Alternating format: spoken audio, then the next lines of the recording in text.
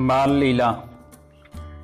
बिना भोजनादि किए ही कवि साहेब का शरीर बड़ा होता जाता था और दिन प्रति आपका तेज तथा प्रताप बढ़ता जाता था। जब जुलाई ने देखा कि बालक तो कुछ भोजन करता नहीं है, तब वे अपने मन में अत्यंत चिंतित होकर कहने लगे कि हे कबीर जी, आप कुछ भोजन करो। यदि आप अन्न न खाओगे तो हम भी नहीं खाएंगे। तब कबीर साहब ने उत्तर दिया कि ए नीरू, गाय की एक कुंवारी बछिया और कुम्हार के घर से एक कोरा बर्तन ले आओ। कबीर साहब की आज्ञा अनुसार नीरू गया और कोरी बछिया ढूंढकर और कुम्हार के गृह से एक बर्तन ले आया। तब कबीर साहब ने उससे कहा कि इस बछिया को मेरे सामने बांध दो और उसके स्तनों के नीचे बर्तन रख दो।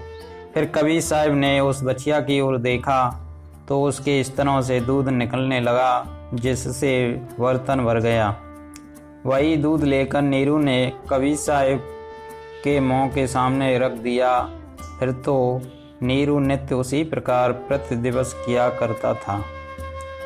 जब कबीर साहब कुछ बड़े हुए और छोटे छोटे लड़कों के साथ खेलने लगे, तब आप उन लड़कों से ब्रह्म ज्ञान की बातें किया करते थे। वे समझ लड़के कबीर साहब की बात को तनिक भी नहीं समझते, बल्कि जब वह उन्हें समझाने लगते तब वे मुँह देखने लग जाते। फिर कुछ दिनों के पश्चात आप साधुओं के साथ ज्ञान गोष्ठी करने लगे। जब साधु लोग आपका ज्ञान सुनते और अत्यंत चकित होते कि यह छोटा बालक इस प्रकार की बातें कैसे करता है, इन बातों की तो सुध किसी साधु को भी नहीं है, तब साधुओं को विदित हो गया कि यह बालक नहीं वरन कोई सिद्ध ही लड़के के वेश में प्रकट हुआ है। कबीर साहब की बालकपन के अनेक लीलाओं का विवरण ग्रंथों में लिखा है। उस समय जलन के रोग का काशी में प्रकोप था। एक वृद्धा स्त्री आई और कबीर साहब से बोली कि मैं जलन रोग से व्यथित हूँ, आप धूल मिट्टी खेल रहे थे। कबीर जी बोले, यदि तेरी इच्छा हो तो मैं आरोग्य लाभ करूँ। तब कबीर साहब ने उस स्त्री पर थोड़ी सी धूल डाल दी और वह आरोग्य हो गई, जिस पर वह प्रसन्न होती चली गई। इस प्रकार की बातों का कुछ विवरण हो नहीं सकता। कुछ दिवसों के उपरांत समस्त जुलाई एकत्रित होकर कहने लगे कि ए नीरू, तुम अपने पुत्र का सुन्नत मुसलमानी कराओ। फिर एक दिन मुकर्रर करके जुलाई एकत्रित हुए और काजी को बुलाया। जब नाई उस्तरा लेकर कबीर साहब के सामने गया, तब आपने 5 लिंग उसको दिखलाए और उससे कहा कि इन 5 में से जिसको चाहे तू काट ले। यह अवस्था देखकर नाई को भयभीत होकर भाग गया और आपका सुन्नत नहीं हुआ।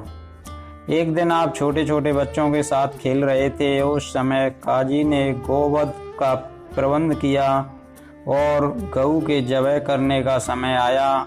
तब आपने सब वृतांत जान लिया कि काजी गऊ के जबह करने के विचार में है। ऐसा जान करके बालकों के साथ का खेलना छोड़कर गऊ की ओर दौड़े। जब तक गाय के समीप पहुँचे तब तक तो काजी ने गऊ को समाप्त कर दिया। कबीर साहब आकर उस काजी को उपदेश देने लगे, जिससे लज्जित होकर काजी अपने अपराध के निमित्त क्षमा का प्रार्थी हुआ। फिर कबीर साहब उस गऊ को जीवित करके और आप अंतर्ध्यान हो गए। जब आप अंतर्ध्यान हो गए तब जुलाई आपको ढूंढने लगे। जब कई दिनों तक कबीर साहब उन्हें नहीं मिले तब उनको बड़ा दुख हुआ और वे फूट फूट कर रोने लगे। समस्त नगर में ढूंढ डाला पर आप कहीं नहीं मिले। उसको 3 दिन भूखे प्यासे बीत गए। अन्न जल कुछ भी उसके मुंह में नहीं गया। वे अत्यंत निर्बल तथा आसक्त हो गए। जब आपने उन दोनों को नितांत ही बेहाल पाया तब आप उनके सामने प्रकट हो गए। आपको देखते ही वे प्रसन्न होकर चरणों पर गिर पड़े और कहने लगे कि आप किधर चले गए। हम ढूंढते ढूंढते हैरान हो गए। तब कवि साहब ने उत्तर दिया कि तुमने महापाप किया कि गऊ को जबह करवाया। जुला जुलाई अनेक सौगंधें खाने लगे कि हमने यह कार्य नहीं करवाया, वरन हमें इस बात की तनिक भी सुध नहीं है। यह कार्य काजी का है। जब उन दोनों ने बहुत कुछ प्रार्थना तथा विनती की, तब कवि साहब ने दोनों को निर्दोष समझकर उनके घर पर गए। जब आप छोटे छोटे बालकों के साथ खेलते थे, तब राम राम गोविंद गोविंद हरे हर कहा करते थे। तब मुसलमान लोग सुनकर कहते थे कि यह बालक कट्टर काफिर होगा। तब उनको कवि साहब यह प्रत्युत्तर देते थे कि काफिर वह होगा जो दूसरों का माल लूटता हुआ, काफिर वह होगा जो कपट वेश बनाकर संसार को ठगता हो, काफिर वह है जो निर्दोष जीवों का प्राण नाश करता होगा, काफिर वह होगा जो मांस खाता होगा, काफिर वह होगा जो मदिरा पान करता होगा, और काफिर वह होगा जो दुराचार तथा बटमारी करता होगा। मैं किस प्रकार काफिर हूँ। कुछ दिन के बाद कवि साहब ने गले में यज्ञोपवीत डाल लिया और अपने माथे पर तिलक लगा लिया। तब ब्राह्मण देखकर कहने लगे कि यह तो तेरा धर्म नहीं है, तूने वैष्णव वेश कैसे बनाया। तू राम राम गोविंद गोविंद नारायण नारायण कहता है, यह तो तेरा धर्म नहीं, यह तो मेरा धर्म है। तब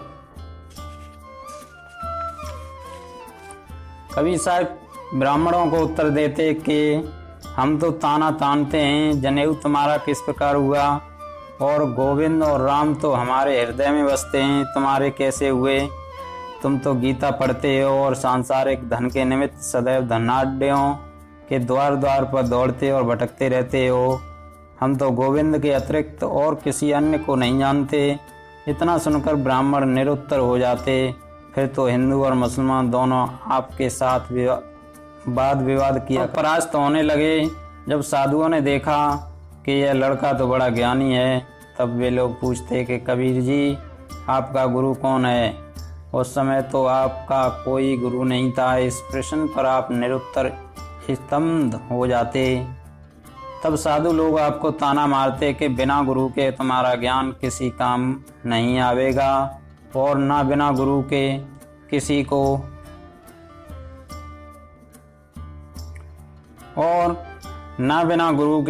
को मुक्ति मिलेगी। तुम्हारा यह सब वार्तालाप तथा ज्ञान व्यर्थ है। जब साधु लोग कवि साहब पर इस प्रकार कटाक्ष करने लगे, तब आपने रामानंद स्वामी को गुरु करने का संकल्प किया।